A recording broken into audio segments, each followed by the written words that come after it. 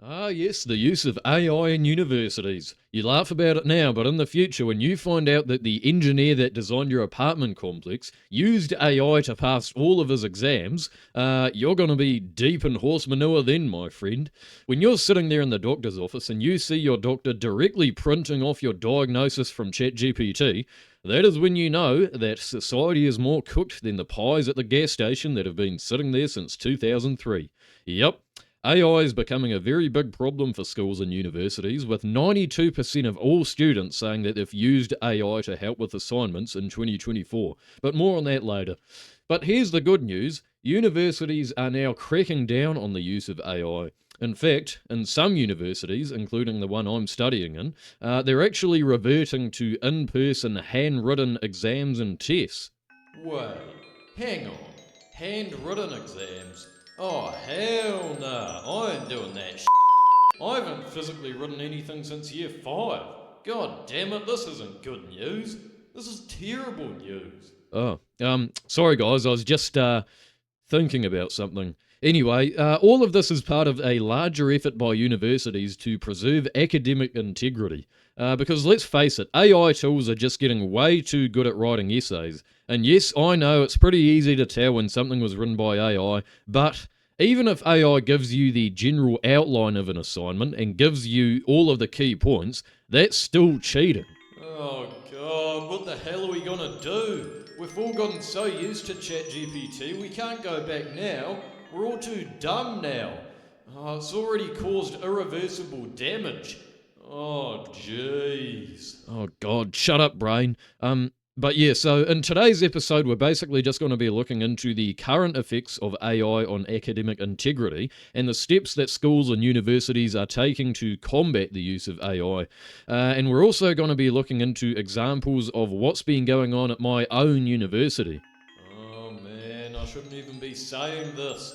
I don't want people to think of AI badly. What about all the positive and useful ways it can be used? What am I doing? Okay, I really need to stop doing that. I need help. Anyway, let's just get right into this episode. Welcome to the world of Market Talk. Episodes are available on YouTube, Spotify, iHeartRadio, or wherever you get your podcasts. Many of you guys who have been following my podcast know I am actually currently studying at university. I'm studying at Waikato University doing marketing, and I have actually been witnessing firsthand the reversion back to in-person tests and assignments as opposed to like online assignments. So I have definitely noticed that because in my first year, everything was a lot more online in 2024. Pretty much all of my assignments were all online. But then this year, things are slowly going back to in-person assignments. We're having more in-person exams and tests and written assignments and all that kind of thing. And I will be going into that a bit shortly with some examples of how we've been going back to handwritten assignments. But yeah, so basically what's been happening is that students have been using all sorts of AI tools like ChatGPT, Google Copilot, or Microsoft Copilot, I should say, Google Gemini, Claude, even like Grammarly, you would sort of classify as an AI tool these days because it is powered by generative artificial intelligence these days, Grammarly. So you could actually classify that as a AI model. I don't think they ban Grammarly in most schools because, like, how could they even tell that you've used Grammarly? So I don't think that's necessarily banned like ChatGPT is, for example. Although ChatGPT isn't necessarily banned at most universities because it can be used in some good ways, because I feel like we should just be embracing AI and not to the extent of like just letting students use AI to like literally write full essays and that kind of thing, but just to help like structure sort of assignments and essays and like, help come up with ideas and that kind of thing, but definitely not write assignments and essays and that kind of thing, because that is literally just cheating. And like, what would be the point in even doing a degree if you're just going to get AI to do everything for you? So I definitely don't think ChatGPT should be used to write full essays. But I just think like AI is the future. We might as well embrace it and just allow students to just use it to support with their learning, because there's no way that we can stop that. Like, how can universities possibly tell if a student has used AI to help with their assignment? And don't get me wrong, it is pretty easy to tell when something's been written by AI. Like, you can literally just tell from the language it uses. Like, some of the wording it uses, you can easily just tell that it's been written by AI. It's really not hard. Um, and there are also like detectors that teachers and educators and whatnot can use to tell if something has been written by AI. But then again, there are also like converters that students can use to convert AI written content into, like, human written content. So that makes it a lot harder for like teachers to tell what's been written by AI. So students are finding ways to get around this whole AI detection thing. But in general, if you just copy and paste an entire essay from ChatGPT onto your assignment, the professor is like 99% going to catch on. Like, you can easily just tell what's been written by AI. I can anyway, and I'm assuming professors can from all of those assignments that they've been looking at. But yeah, there's just been a shift from AI being a study aid to just a complete academic shortcut, like just copying and pasting. But the other thing is that I've been thinking about is that, like, how can professors possibly be 100% sure that something has been generated by AI? Like, you can't be 100% sure. Maybe the student just has a very AI-like writing style. Like, how could you know? Because if you actually did write an entire essay, like a perfectly written essay that just happens to look like it was written by AI, like with a 100% grade, and the professor gets all like mysterious about you and thinks that you cheated using AI and like fails you because of it, that would be pretty unethical if they did that, because how could they possibly tell that you used AI? Like, there's not really any sort of way of being able to tell. Like, some people do just have like a really perfect writing style that just looks very similar to AI. So like, even if a professor did catch you using AI, you can always just say that your writing style is just, oh, it's very similar to AI. I can't help it. I wrote this essay. You can't fail me because of that. And like, AI detectors aren't always true. And like, I've trialed AI detectors. Like, I've just copied and pasted something from ChatGPT into like all these AI detectors, like ChatGPT 0 and that kind of thing. And it always comes out with 100% written by AI. But how can you tell? Like, there's no way of telling if a student actually did write it or used AI. And like, 99% chance that they did like use AI if it looks like that, but there's still that 1% chance that they just have a very AI like writing style, and you just don't know. So it's unethical to like fail a student because they just have a very perfect AI like writing style. So it all gets a bit complicated here. I don't know like what would actually happen if you were caught using AI, because I've never used AI to write like a full essay or anything. I don't use AI to cheat. I really just use it to like structure reports and give ideas and that kind of thing. But yeah, there's just always the risk of a professor realizing that you used AI. So I don't want to take that risk of being banned from the university, like failing my whole degree because a professor caught me using AI. But then again, like, I don't really know like what the procedure is if you're caught using AI, like what actually happens. Do you fail the test? I don't know, because like I say, how can you possibly tell if the student just has a very AI similar writing style? Like, you just can't tell. So I really don't know what happens. I don't think they can like fail you from your whole degree for like writing an essay using AI. I don't think that can possibly happen. But like, in the future, essays are just going to be like completely handwritten again, so we're not really going to have to worry about that in the future. But it's just for now. Like, I don't really know what they do. Like, when essays are just online sort of things. Because all of my essays that I've done at university, and I would say like maybe 80% of the assignments I've done have all been just online, with like the 20% of being in person, in class tests. So pretty much almost all of everything I've done at university is online. So like I have had the chance to definitely use AI to cheat pretty much all of those assignments, but I haven't. But I'd say a good chunk of students probably have cheated using AI, which is pretty scary to think about. Um, but we'll be looking into that a bit later. But yeah, like I say, in the future, pretty much all of the assignments are just going to be going back to in-person sort of situations, so we won't have to worry about this too much anymore. You know, the use of ChatGPT, because it'll all be handwritten again. We're going back in time. Um, but yeah, for now, for my degree so far, mostly everything has been online, and my degree has actually really not been too challenging at all because I've actually had no external exams in my degree. Because it's just, at my university, Waikato University, pretty much all of the business degrees are just all 100% internal. Like my degree, there's just no external exams, like in person at all. I've definitely had a few in-person tests, like for economics and accounting and that kind of thing, that were all like handwritten. But yeah, like I say, most of everything I've done has just been online, so it's really been pretty easy. When you've got all these tools like ChatGPT and Grammarly and all that. Um, that's the other thing about in-person tests. I'm just so used to using like Grammarly these days. I don't know what I would do without Grammarly, honestly.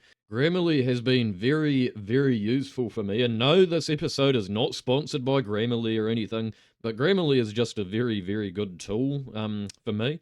Um, but yeah, so going back to AI, it's really not just used for like essays and that kind of thing. It can be used for coding. But going into what the university response is, basically they're using all these sorts of Turnitin AI detection things, because at most universities I'm aware of, they use this software called Turnitin. And basically what Turnitin is it basically just detects whether your content you submitted has been plagiarized from like other students or any sources online, and they're integrating this AI detection into Turnitin that obviously detects if something's been written by AI. So yeah, so they're doing that, and they're also doing more. I've noticed they're doing more presentations and oral exams as opposed to like written exams. Because last year I had like one or two like in-person presentations, but this year I've had a lot more of those sorts of things. And for programming students, they're doing like live coding sort of things. And like they're doing interviews, and they're just doing a lot more that doesn't involve like writing things. So yeah, there's just a major shift in the return of handwritten in-person exams and assignments as opposed to online, at home sort of assignments. So things are actually going backwards. We're like going back in time to like, how things were in the 90s when we didn't have the internet and we had to do all the tests in person. Um, so there are definitely pros and cons to these methods here, because like I say, I don't know what the hell I would do without Grammarly. And I also feel like a lot of students have just been getting too comfortable with using ChatGPT to the point where like they probably wouldn't even be able to pass any assignments without using ChatGPT. Because like I say, I don't use ChatGPT too much. Like I'll survive if they just got rid of ChatGPT, if it just like stopped existing. I would still be able to like pass all my assignments because I really just use it to help with spelling mistakes and referencing and structuring and that kind of thing. I don't use it to actually write reports and that kind of thing. Um, so I'll be okay, but a lot of students like I've actually talked to pretty much just use AI to pass all of their assignments. Like it gets pretty ridiculous. So there's definitely going to be some students that will find uni challenging without ChatGPT. But yeah, I mean, only 3 years ago, ChatGPT wasn't a thing, and people were passing just fine then, so we don't need AI now. Um, I just feel like it's making people dumber because it just does all your work for you. And like at that point, what's the point in even being at university? I mean, like when you get a job, if you're doing a degree in marketing and you just use ChatGPT to do everything for you, and then you get a job, what the hell are you even going to do? Like you're just going to be completely lost. and then you're just going to get fired straight after that because you just don't know what you're doing. So what's the point in even studying if you're just going to be using ChatGPT to do everything for you? Um, so I really think all AI is doing at the moment is it's just making people dumber, really. And don't get me wrong, if AI can be used in the right ways, I think it can definitely have some very positive impacts on the world. But there's always just going to be those select people that use it in the wrong ways and use it to cheat. And there's just really nothing we can do to control that. Which is a shame because like society has come a long way from like doing these in-person tests where now we can like do all of our assignments online and we can do it all in the from the comfort in our own home and that kind of thing. um and that's how things were like only 3 years ago. But now, because of AI and cheating, we have to go back to doing in-person tests, and it just feels like we're going backwards. So it is a shame how people are just like being unhonest with the use of AI. Because, like I say, there are definitely some ways that it can help society. But at the moment, I feel like there's more threats as opposed to opportunities when it comes to AI, which is a big shame because like there are so many positive ways that it can be used. Like I've only been using it in positive ways. I've just been using it to structure reports, and I've been using it in ways that doesn't necessarily make me dumber. It just like supports with my learning, really, which is a good thing. So yeah, it's just a shame that all this is happening because I just feel like a lot of students today, if ChatGPT was just to stop existing, like those students would just be in deep trouble because like they're just so used to using AI to pass everything, and they're just not going to be able to cope without it. Um, but yeah, that's definitely not me. Like I don't use AI to cheat. So anyway, that's basically the university's response. They're just all going back to in-person tests. Uh, but just to show you how serious this whole AI problem is becoming, and by the way, like, I feel like for me, university is already easy enough as it is because, like I say, I don't have any, like, exams or anything. Like, pretty much all of what I do is just online, with the exception of 20% of assignments, like, in person sort of thing. But yeah, university is already easy enough as it is because like I'm only there for like half of the year. It's just insane. Like I literally get pretty much all of October to March off, and then I get another month off in the middle of the year, and then I get like another half a month off in the middle of the first semester, and then another half the month off in the middle of the second semester. So I'm really like only at university for half of the year. It's just really been pretty easy for me so far, but that's only my degree. There's obviously going to be some harder degrees out there like programming and engineering and that kind of thing. That's definitely not my cup of tea. Um, but for my degree, it's really not been too challenging. But yeah, going back to what I was saying, if we look at this survey from HEPI, which is a academic institution in the United Kingdom. They've got the Student Generative AI Survey in 2025. And it's basically saying in 2025, we find that the student use of AI has surged in the last year, with almost all students, 92%, now using AI in some form, up from 66% in 2024, and some 88% having used generative AI for assessments, up from 53% in 2024. Um, so essentially, what it's saying is that 88% of students surveyed in this survey here have used generative AI to literally just do assignments for them, which is just absolutely insane. 88%, that is just crazy right there. And on top of that, 92% of students using AI to help with assignments. So that's not necessarily cheating with assignments, but 88% using AI to do assignments. That is just absolutely insane. And this is like an official source right here. Like they actually did survey. It says 1,041 full-time undergraduate students in some university in the United Kingdom. So yeah, 88%, that is just absolutely insane. So I'm like in that 12% of students that haven't used AI to like cheat really. That's just absolutely insane. So you can just see from that just how big of a problem this whole AI thing is becoming.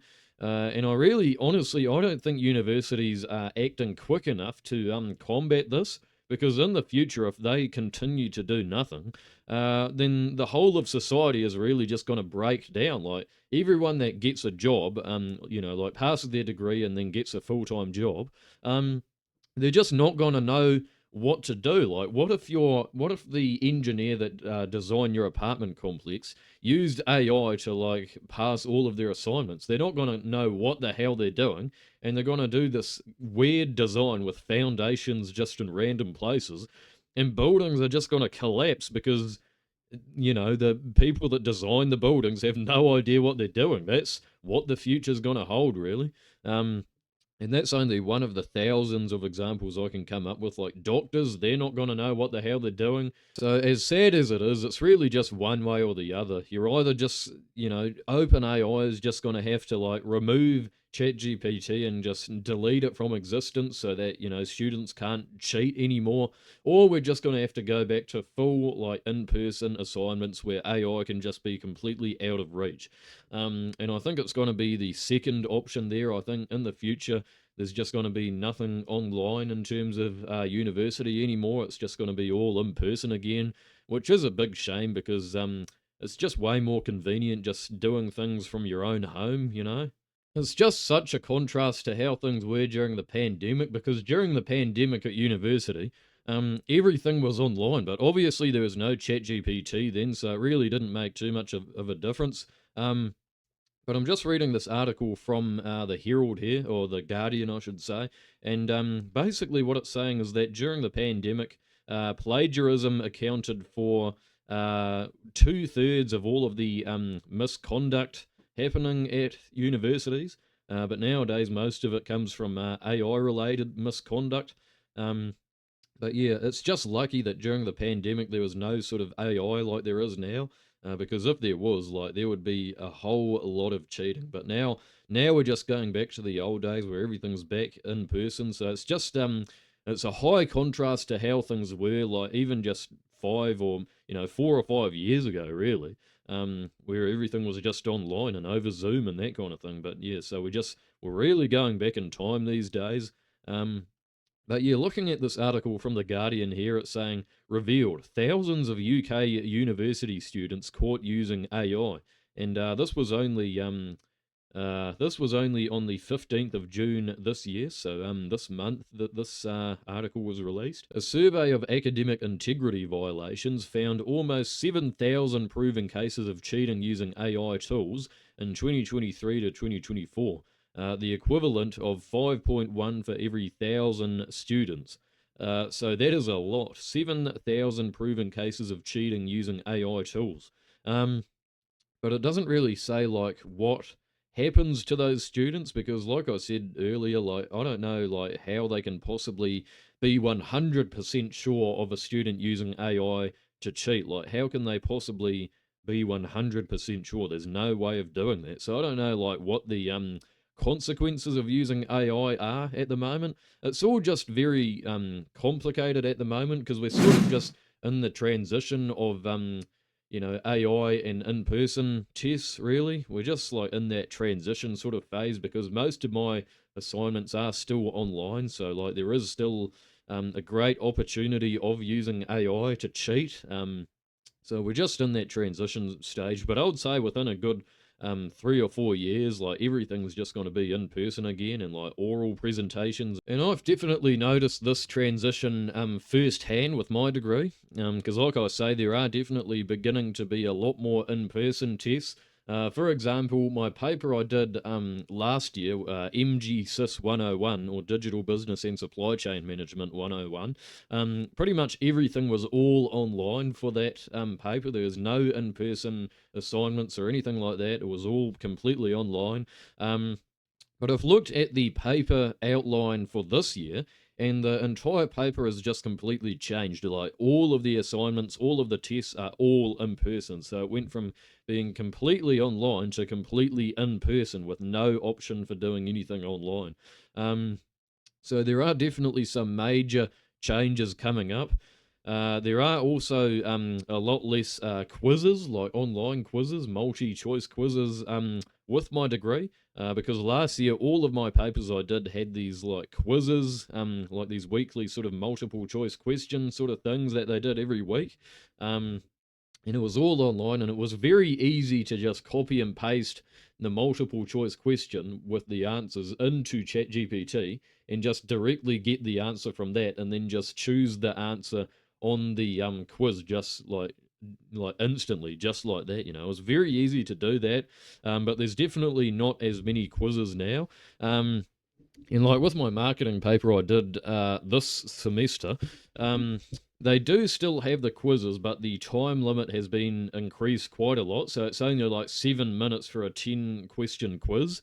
So it would be very hard to like go through the whole process of copying and pasting and waiting for AI to generate the answer and all that. So you really have no choice but to just quickly like take 30 seconds just to think about what the answer is and just do the answer. Like there's just not enough time to go through the whole process of copying and pasting from AI. Like you just can't do that in 7 minutes. So there's that, and then there is also just a lot more written assignments as opposed to multiple choice assignments. Because with my finance paper last year, Finance 101, everything was pretty much all of the assignments were all multiple choice.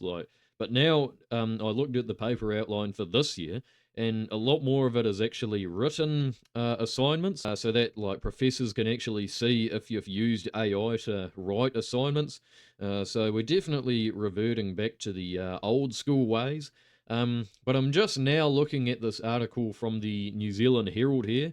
And as you can see, it's basically just explaining everything I've already discussed here. Universities revert to pen and paper exams as online cheating rises. Auckland University Computer Science Senior Lecturer Dr. Ulrich Spiedel says universities are generally not doing enough to ensure online exams were secure. He says that he detected students running 2 computers on one machine to evade automated proctoring, smuggling questions to outside helpers, or sitting in exam rooms while someone outside or even in another country did their exam for them.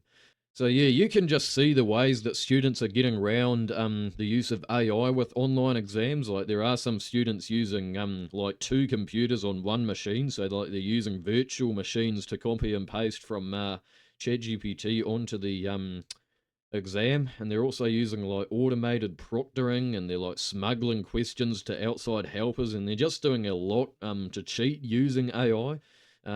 Spidell estimated 40 to 50% of his classes would cheat if he left all doors open, and the percentage steadily increased as he imposed measures such as holding exams on campus and using flight mode internet connections in computer laboratories. So for those of you who don't know what proctoring is, it's basically just a way that professors can basically see your screen when you're like completing a test or exam or whatever. So like you basically like go into a Zoom meeting or whatever and then turn your camera on. And then there's a way that they can like see if you've used ChatGPT while you're taking the test. It's pretty complicated, but that's basically what proctoring is. So a lot of universities have been implementing these proctoring systems. But yeah, so that's basically what this article is going on about. And basically the 2 universities that this article explains all of this is happening to is Victoria University of Wellington and Auckland University. So those are really the 2 universities in New Zealand that are taking these steps to mitigate this whole AI problem here. And we're now just going to quickly listen to this interview with Heather du Plessis-Allen with Stephen Marshall, who is the director of Victoria University's Centre of Academic Development. So he basically just goes on about the steps that Victoria University of Wellington is going to take to mitigate this whole AI problem here. So yeah, let's just listen to this interview with Heather du Plessis-Allen, courtesy of News Talk ZB. Here it is. Now to the universities. Some universities are apparently reverting to pen and paper exams to cut down on cheating. Pen and paper exams were, of course, the only kind of exam for a lot of uni courses for centuries, but since the pandemic, we've seen a number of students sit their tests online. And while these digital exams do come with systems designed to prevent cheating, Some students are finding ways around that, aren't they? Stephen Marshall is the director of Victoria University Centre for Academic Development with us now. Hey, Stephen. G'day. What are you guys doing? Are you back to pen and paper? Well, we do a bunch of things. It depends a little bit on the course and what the needs of the students are and where they are in terms of location. But we are returning in some cases for good reason to pen and paper, particularly while we transition towards other forms of assessment in the future. What are the other forms of assessment? Anything where you can get people talking to each other and observing what they're talking about and seeing evidence of them doing the sort of complicated, rich things that people do in modern and collaboration environments. You're talking about basically oral exams and practical Essentially, exams. that's one of the formats, but also collaborating around the creation of something on a collaborative tool that might be about visual material or written material working together. There's a bunch of different ways people now work, and we need to be assessing those skills as well as the traditional long-form test type skill. You guys seeing cheating on the digital exams? We've had a few instances where there were some issues that the proctoring environment flagged as potentially an issue. A very small number, to be honest. It's actually very difficult to really nail down exactly what might be happening in a remote environment on a remote device.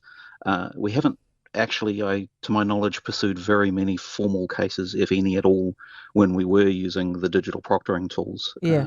For a bunch of reasons. How do kids get around this stuff? I mean, I would have thought it would be pretty straightforward. You'd I don't know. You'd be able to run some sort of an AI device over the thing and see if there's been cheating going on. Is it not simple? Are they just smarter than us? They just get around it? It's not as simple as some people would make it sound like. Depending on the type of tool that you use to control what somebody is doing, you can lock down most of the sort of immediately obvious ideas that people have, such as using another device or having someone else being able to communicate with you, or perhaps using a virtual machine or some sort of technical wizardry like that. The really solid platforms that we've tested will lock machines down so that some of those things are very difficult, if not impossible, to do. The problem is that in so doing, they create an environment that's technically quite brittle, and that leads us to creating more harm as we put students through a process that they're already stressed. They're already wound up because it's a big deal doing well in these tests. Hold on a tick, Stephen. How stressed out how stressed out are they having to write an entire exam out with pen and paper? Do you remember having to do it at school? Oh, absolutely. And you would have at been university, practiced, right? You would have been practiced at writing with a pen. These kids aren't, and even then your wrist was sore by the end of it. So how are they coping with this? Yeah, it is a problem. We're doing some things. Actually, we're shortening tests. So many of our end of year paper tests, where we're doing it in pen and paper, are now only 2 hours rather than 3 hours. And part of that is because we do know that they're not as skilled and trained at writing with a pen as they have been in the past. The other feature, of course, is that it affects marking time. If people's handwriting really disintegrates under pressure and lack of practice, it's that much harder for our staff to really understand what they've written and give them the proper credit for it. Brilliant. So it's not ideal. Yeah. Hey, Stephen, listen, thank you very much. Really appreciate it. Stephen Marshall, Director of Victoria University Centre for Academic Development. Geez, I feel for these kids. Like, do you remember we used to write with pen and paper all the time, eh?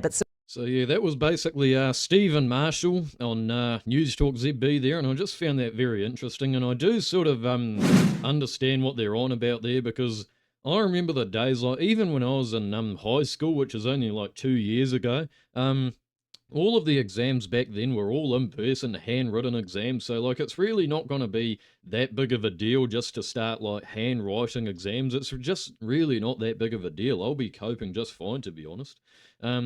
Because, like, some of these students are just acting like they haven't handwritten anything in, like, 10 years. But, like, it's only been 2 years since I've been in high school and doing those in-person handwritten exams.